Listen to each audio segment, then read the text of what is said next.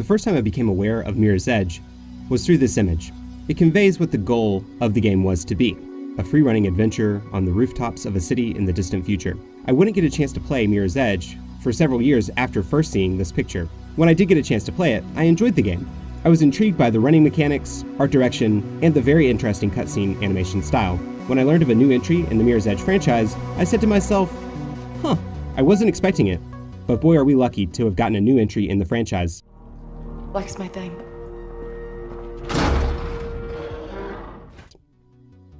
Mirror's Edge Catalyst delivers what the original game sought to achieve, but in the end wasn't quite able to deliver.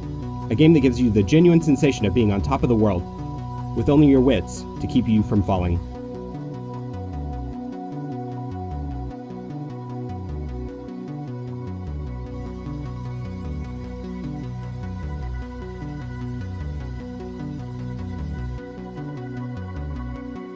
Mirror's Edge has a by-the-numbers story. From the opening moments of the game, I guess the big reveal, and you probably will too.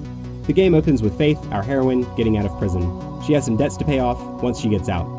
Faith infiltrates Elysium, an evil corporation hell-bent on enslaving mankind. She's sent to steal valuable intel, but she gets made by the evil CEO. And now not only Faith, but her entire cohort are in danger. While the storyline is well-trodden, and the world of Mirror's Edge isn't all that interesting, Faith is a great protagonist. A mute avatar, she is not. Faith has principles, and she isn't going to be pushed around. Stop! Don't! Leave, Faith. I'm gonna send a clear message to Kruger. Then you'll have to shoot me too! While I did enjoy the story of Faith and her free-running companions, I found most of the characters unlikable. Faith, I'm not in the mood. Do you have the blueprint? No. And I need a favor. And a new home, from what I hear. Do you also find it mystifying that I keep on giving and get nothing in return? Luckily, Faith can carry the tale, regardless of the other hangers-on. Mirror's Edge Catalyst iterates on the established formula of the original game. The gameplay can be divided up into jump, slide, heavy, and light attacks, and a button for quick turnarounds. That's it. While the basics of the game are straightforward, the execution is excellent for the most part. Let's get the bad out of the way. The combat is terrible. Now, the major consideration for the combat is that Faith is a runner. She needs to avoid combat because injuries will slow her down, and speed is what keeps her alive. When the combat is at its best, Faith is essentially a projectile. She comes in hot, drop kicks a dude in the chest, threat neutralized. The other way combat works well is when she's avoiding it. Oftentimes a room full of goons can be completely avoided if you're paying attention to your surroundings. Unfortunately, there are moments where combat is unavoidable, and those moments show just how unrefined Faith's combat skills are.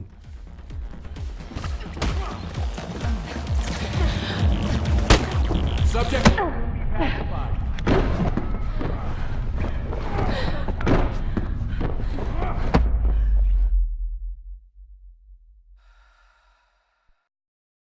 In the future, I think it would help Faith to have a parry, where she could use the momentum of an attacker to disarm or completely neutralize them.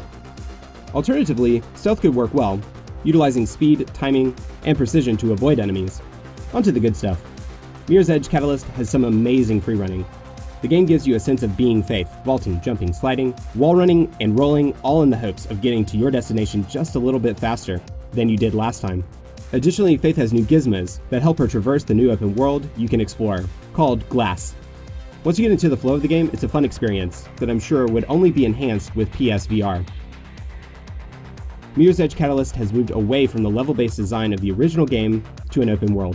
While some of you may be rolling your eyes at yet another open world game, Mirror's Edge is actually a perfect fit for this type of world design. As you run along the rooftops of the city, you're treated to an intricate obstacle course to get to your destination. In many ways, Mirror's Edge Catalyst creates a language with its rails, banisters, vents, and pipes. As the player runs along the rooftops of skyscrapers, you need to interpret what the game is telling you and choose your response. The game has no HUD to inform the player where to go. Instead, there's runner's vision. Basically, this highlights where you need to jump or grab next, and it can be incredibly helpful and unobtrusive, giving the exact amount of information to the player without the hand-holding or the frustration of getting lost. Glass as a metropolis is a well-designed, dystopic city. As you traverse the cityscape, everything has clean lines and interiors almost feel like museums, not homes. The antiseptic approach to the world building is aided by the color choices. Taking the established aesthetic of the original game, Mirror's Edge Catalyst uses primary colors and oversaturation to give you a strange sense of both tranquility and hostility simultaneously. My one issue with the city is that no one seems to live in it. Oftentimes when you're running through someone's living room, they aren't there. If they are, the person just vogues, and that's it. The character designs in Mirror's Edge Catalyst are spectacular. Faith has a distinct look with her agile physique, face tat, and short bobbed hair. The fashion has a sci-fi tinged utilitarianism that I really enjoy. While certain characters come a little too close to edgelord for me, the overarching aesthetic, from the architecture to the clothes, have a level of cohesion not seen in many games. Lastly, the cutscenes are fantastic. While I loved the original's almost flash style of animation, the new cutscenes are full of detail as well as some nice choreography. The sound in Catalyst is exceptionally well crafted. Particular attention has been given to the multitude of sounds Faith's shoes make on various surfaces in the world. Another nice aural touch is the wind as you traverse higher points on the map. As you ascend to the summit of a massive structure, the sound of wind whirling by your ears is deafening. In combat, it's hard to place enemies that are outside of your field of vision. You'll have to rely on visual cues for that. That can make things tricky since you don't have a third-person view. Additionally, the guns in Mirror's Edge sound brittle, which is probably by design. It doesn't feel very intimidating though. As Faith punches and kicks her way through combat, the sound of her jabs and crosses have a good thump to them. However, impacts from higher velocity attacks sound about the same, lacking that certain oomph. If you stop or make too many mistakes, you won't make it.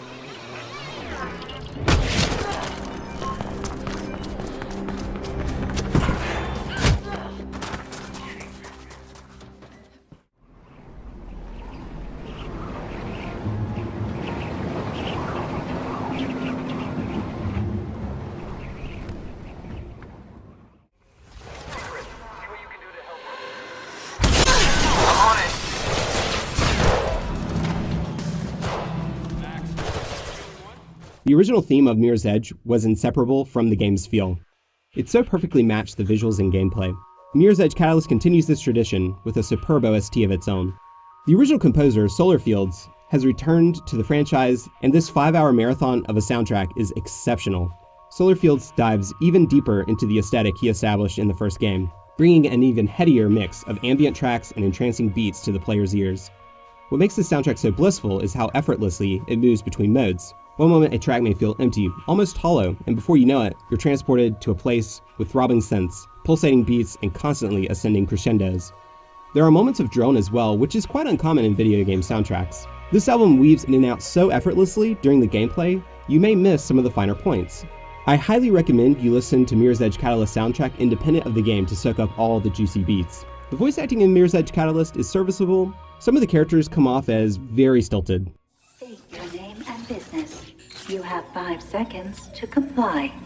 Faith, here to see plastic? 4, 3, What the hell? 2, I said cancel. 1.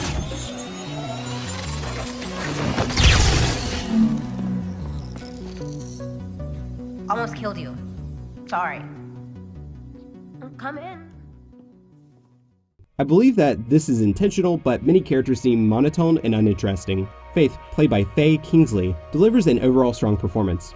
Everyone is unfortunately a bit forgettable though. Mirror's Edge Catalyst will take you about 8 to 9 hours to beat. For the $15 price tag, that's well worth your time. The difficulty in Mirror's Edge Catalyst is not super high. You will die a lot, but respawn points are forgiving, and load times between lives isn't very long. Just try your best not to fight, and if you have to, just cheese your way through with slide kicks. Mirror's Edge Catalyst plays well for the most part, and it is a game that has no real contemporaries or copycats. While the story may be underwhelming, Mirror's Edge Catalyst does so many things right. The traversal is fluid and fun, the world design is interesting, and the soundtrack is of the highest caliber. There's no word if we'll ever get another Mirror's Edge game. But here's hoping this won't be Faith's last run. This is Zach with Tanuki Games. I want to thank you for watching my video. Please remember that a like, a comment, or subscribe means a lot to me and of course the channel. Enjoy!